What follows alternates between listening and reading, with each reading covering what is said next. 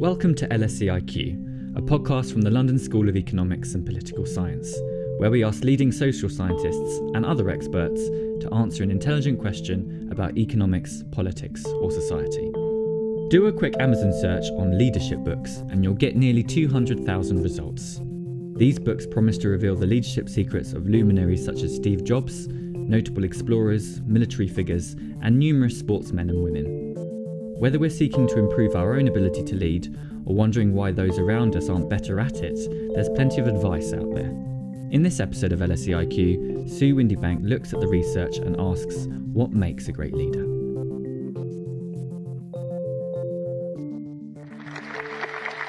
So even though we face the difficulties of today and tomorrow, I still have a dream. It is a dream deeply rooted in the American dream. I have a dream that one day this nation will rise up and live out the true meaning of its creed. We hold these truths to be self-evident, that all men are created equal.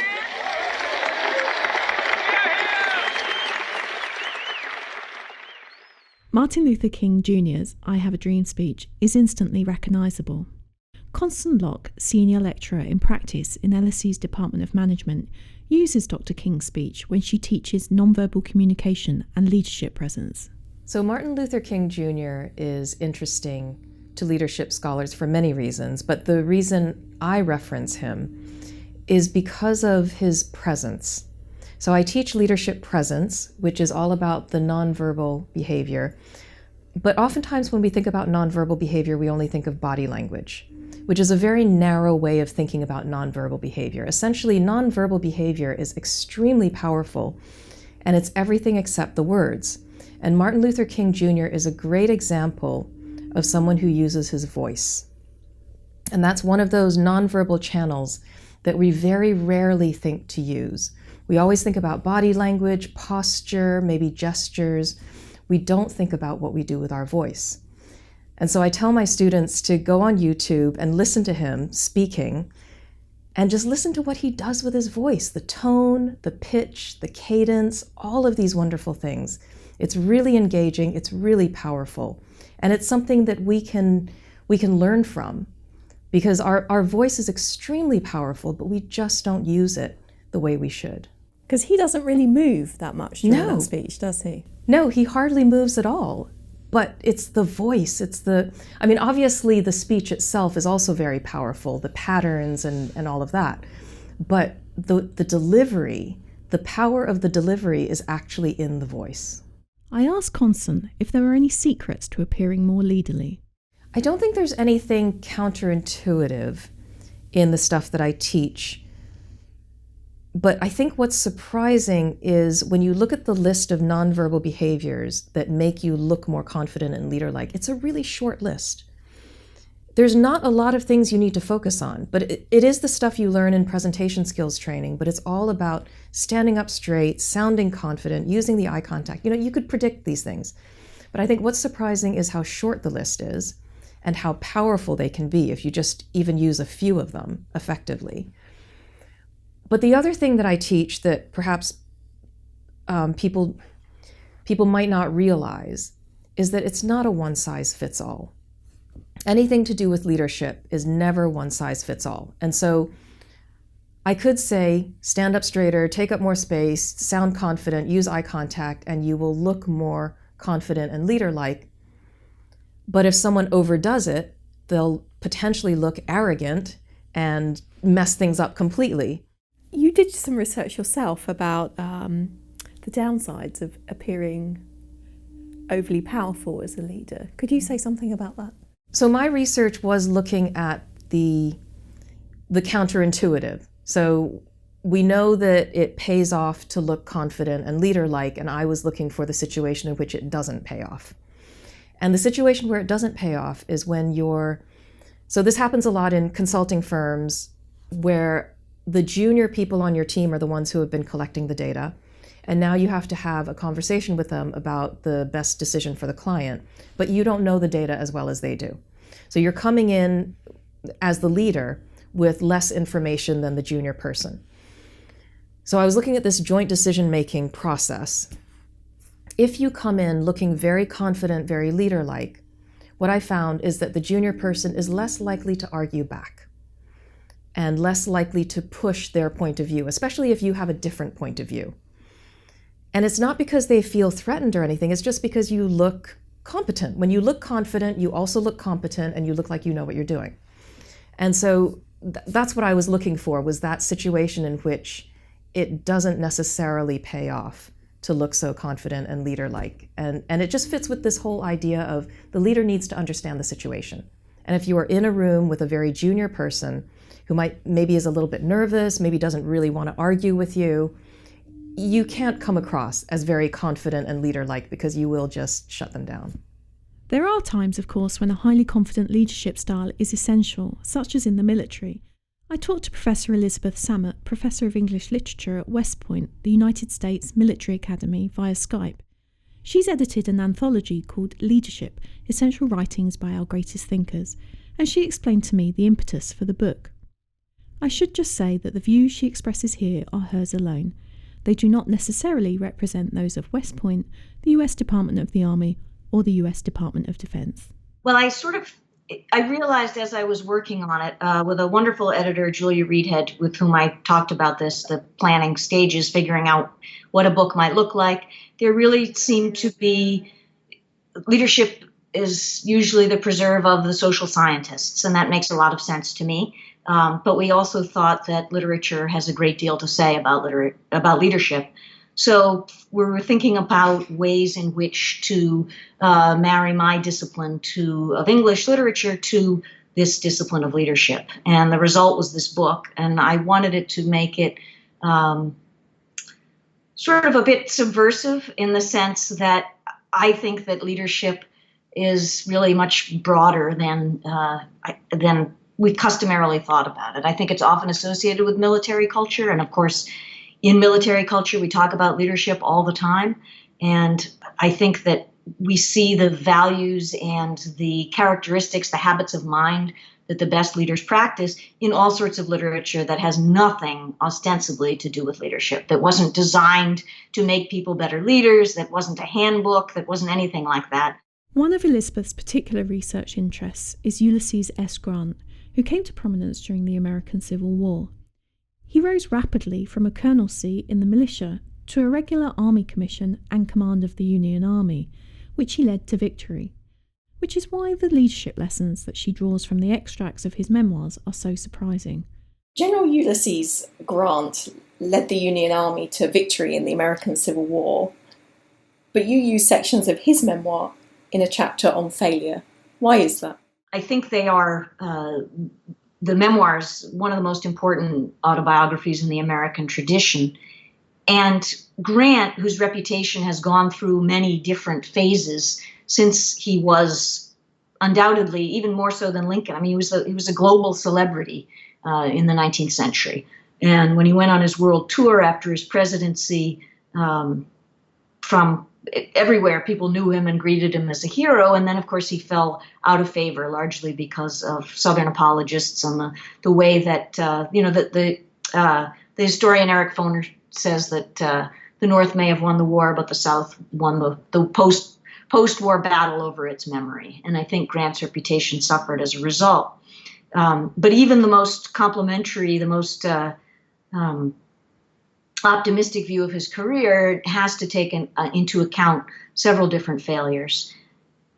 What I like about the memoirs is that he's so open and honest about those failures. And so the passage that I include talks about the moment in the Civil War when he was first in command and was responsible for other people in combat. He had seen combat in the Mexican War, but really wasn't responsible for large numbers of people and was responsible essentially for his own courage under fire, which he showed. So he'd already proved himself in that way. But he's in a situation where he's chasing a Confederate commander, and he's at a moment where instead of calling a halt and sending out a reconnaissance, he decides he's just going to go ride forward with his whole command and see and just see what he sees. And he says that he lacked the moral courage to call a halt. And he talks about, I include a couple of passages, but the other passage he talks about is connected to one of his mentors, who was Zachary Taylor, who was one of the generals in the Mexican War. And it was at that point when he sort of looked at Taylor and thought what it must be like to feel responsible for other people, to feel that burden of responsibility and to deal with it calmly. And he suggests that that quality is rare, even more so than genius or physical courage. And I think that that problem, that challenge of bearing responsibility is one that stays with him throughout his career. And he talks about this moment as being something that he learns something.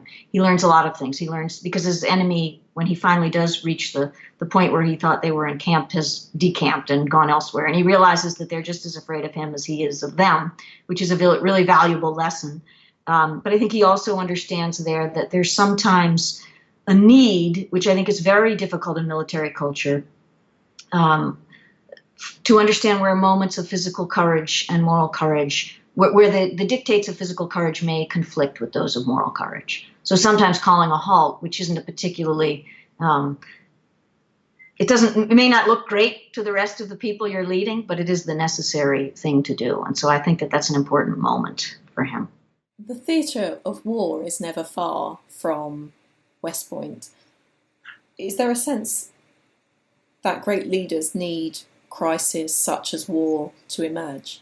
I think that's a prevailing prejudice, yes, that we think we need crisis, and that as a result we often make crises so that we can do something about them.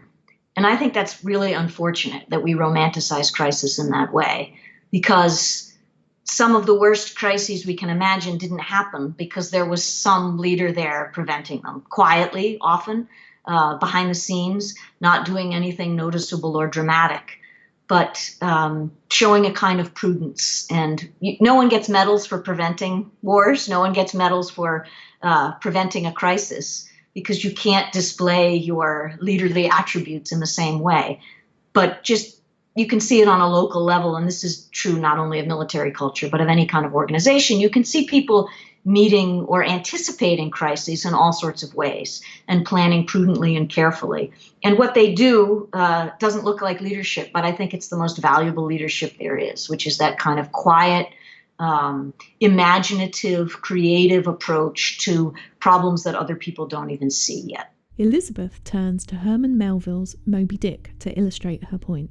So I include several passages from Melville's great novel, and some of them have to do with Starbuck, who is the first mate of the ship that Ahab leads to disaster. And in Ahab, we have one kind of leader, a sort of romantic, monomaniacal leader who is absolutely fearless and has a kind of greatness about him, but has no problem sacrificing his entire crew to his obsession with meeting the whale again, the whale that has taken his leg.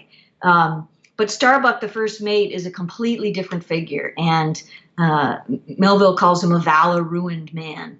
And he's brave. He fights danger. Whaling in the 19th century was an unbelievably dangerous trade, and yet he never wants to risk his men unnecessarily. He never wants to take that unnecessary risk, and so he has prudence.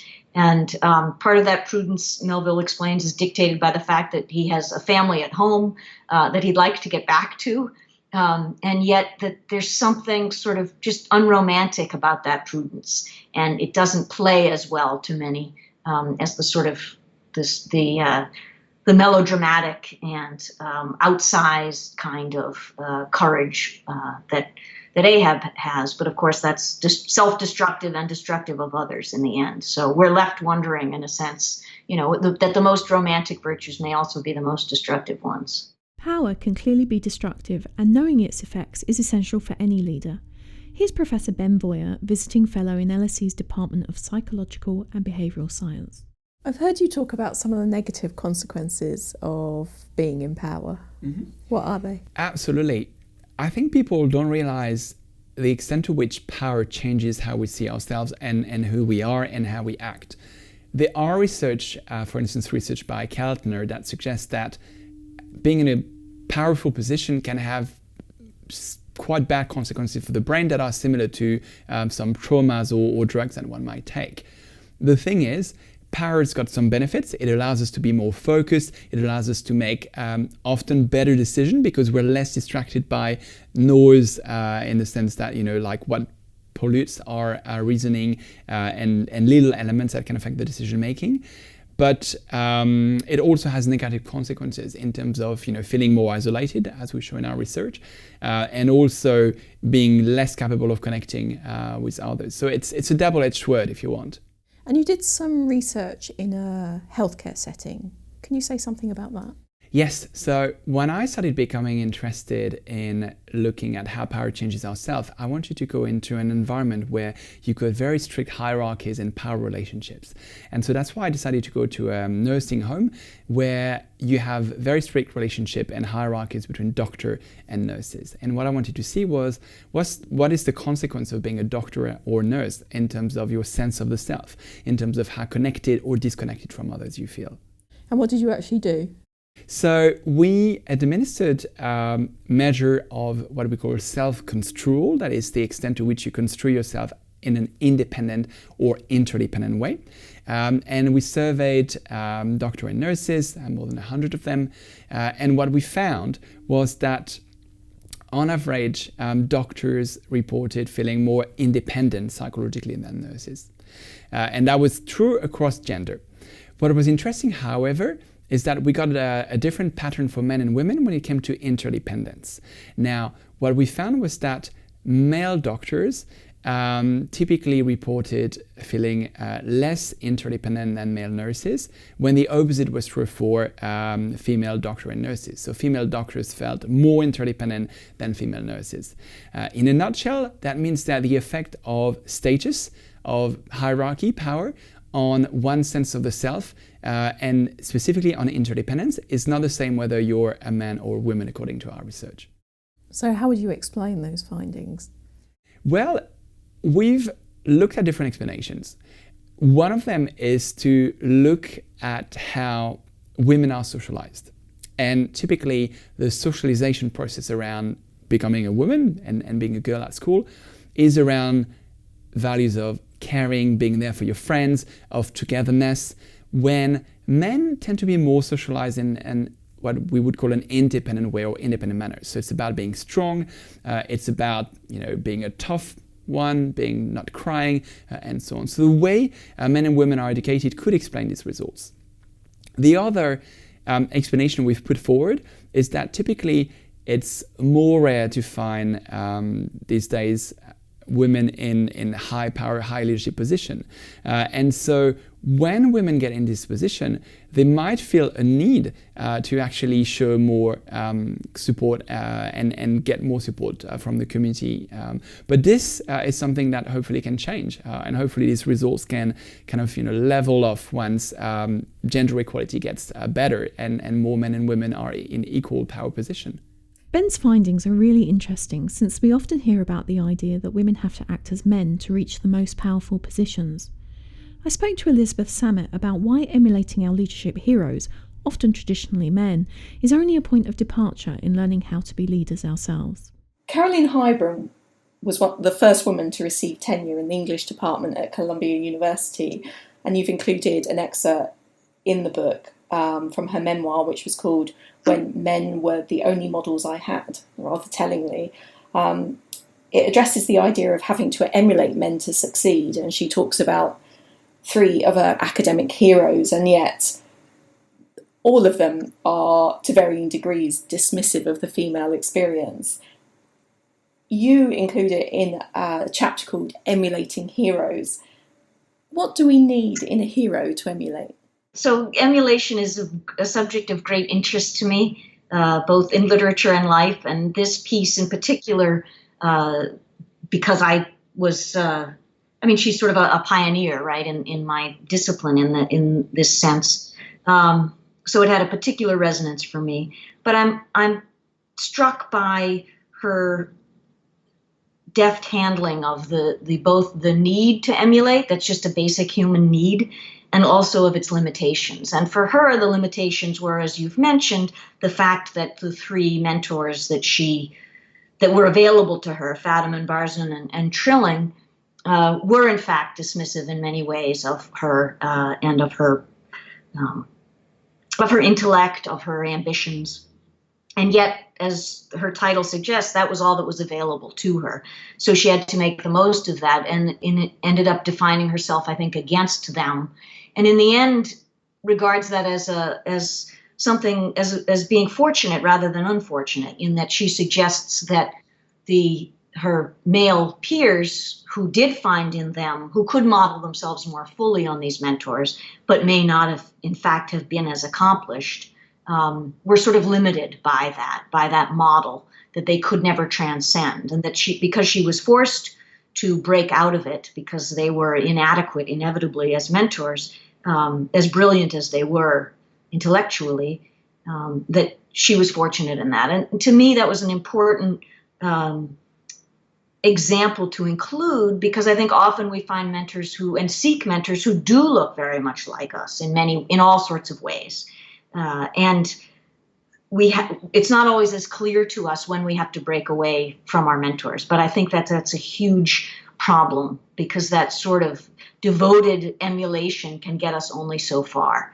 And that part of growing up as a human being and as a leader is figuring out when to break away and when to stop doing things just because other people were successful doing the same things. And that's a very hard lesson to learn. For my students, I think it's very hard because they work in such a strictly hierarchical environment that it is only natural to look above and to see what the person who is more experienced and who outranks you does in certain situations. And part of that is style. You may have a very different style of leadership, but part of it is also just maturity and figuring out when it is that you need to do your own thing and how to do that. And that's a frightening moment, I think, the first time you realize that you can no longer look to some model to tell you how to behave. Many of the world's most powerful leaders are, of course, still white, middle class and male. I asked Connson Locke about what can prevent people from other backgrounds as being seen as leadership material. So when we create a category like leader, does someone look like a leader? Do they act like a leader? The way we judge whether or not someone fits in that category is by looking for that one critical attribute that defines the category. Now, the problem is human beings are so diverse that you don't have that critical attribute for any human category. Like, they did a study on the leader, and they had all of these attributes. They had like 11 categories of leaders: political leader, business leader, religious leader, etc. And they had all of these different attributes, and they had people assign these attributes to the different types of leaders. There was no single attribute that applied across the board.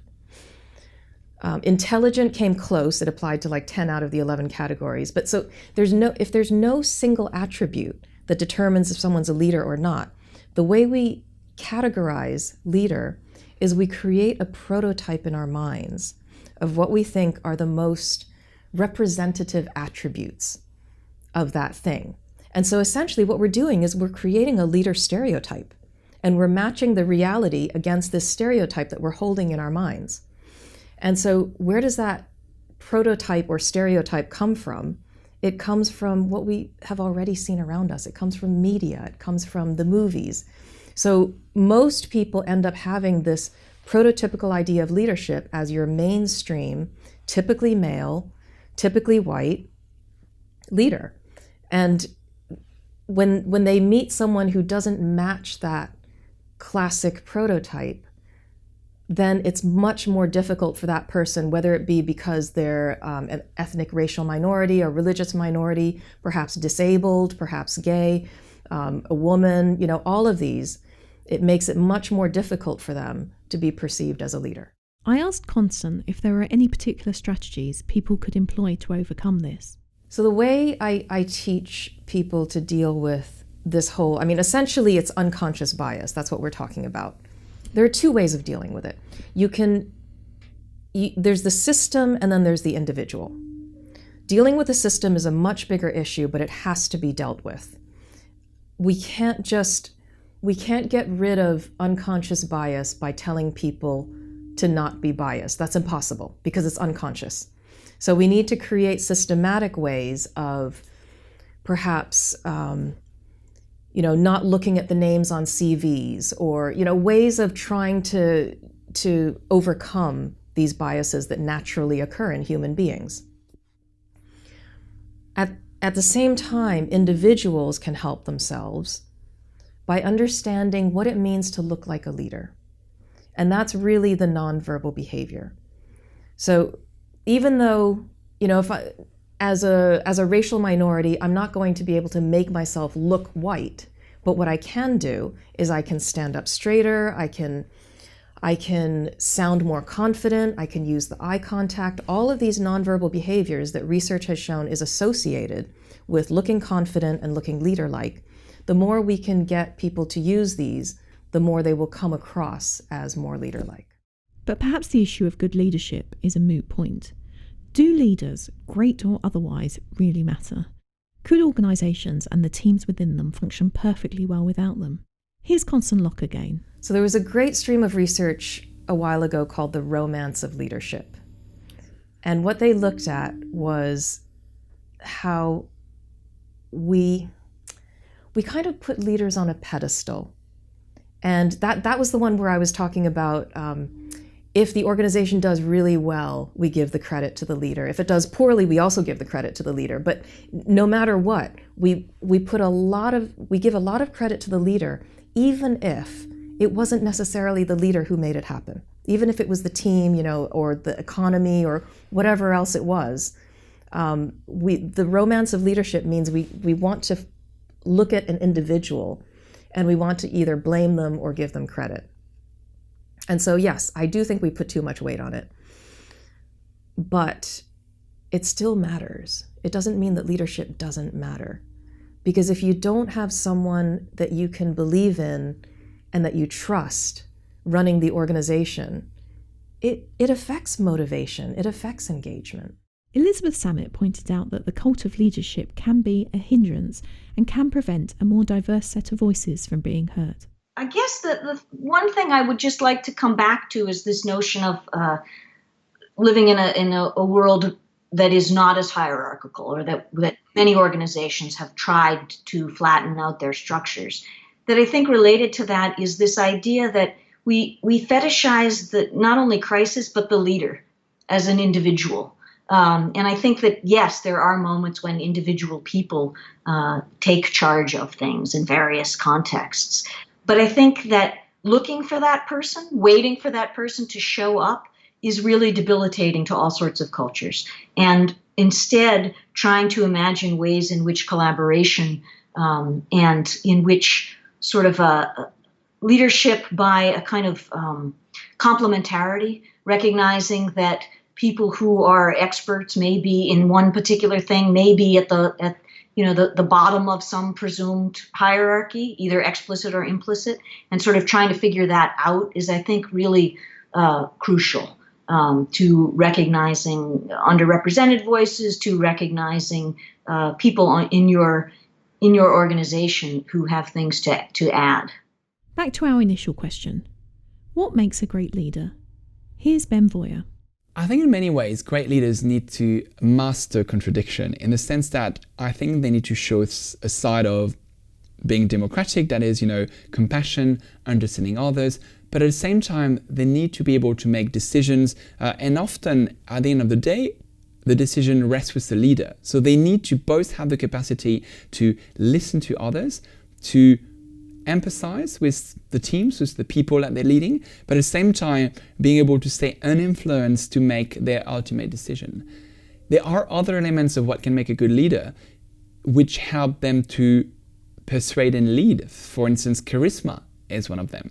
If you've got a charismatic leader, they will take the people, the teams, probably further than the same person with the same capability of making decisions, the same capacity to listen, but not the same capacity to convey that kind of feeling that, they are a great person.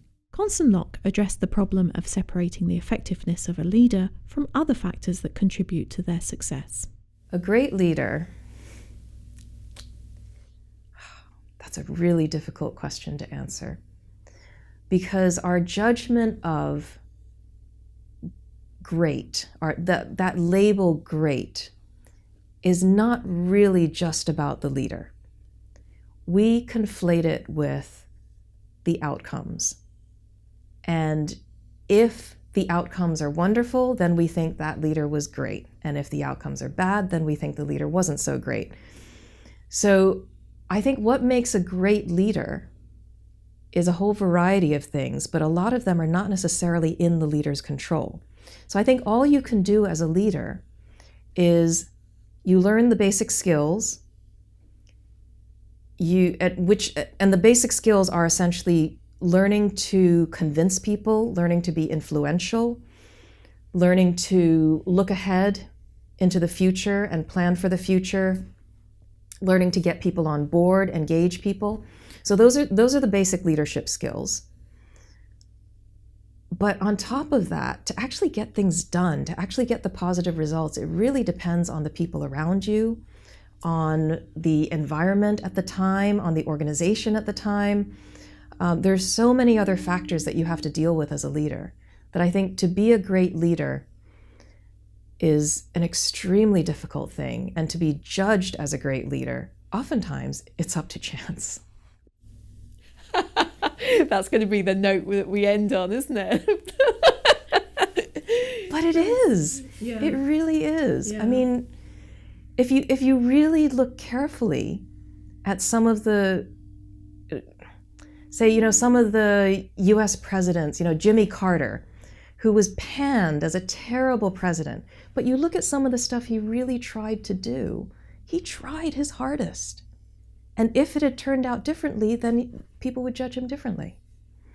So I don't know, sometimes it is a thankless job, oftentimes.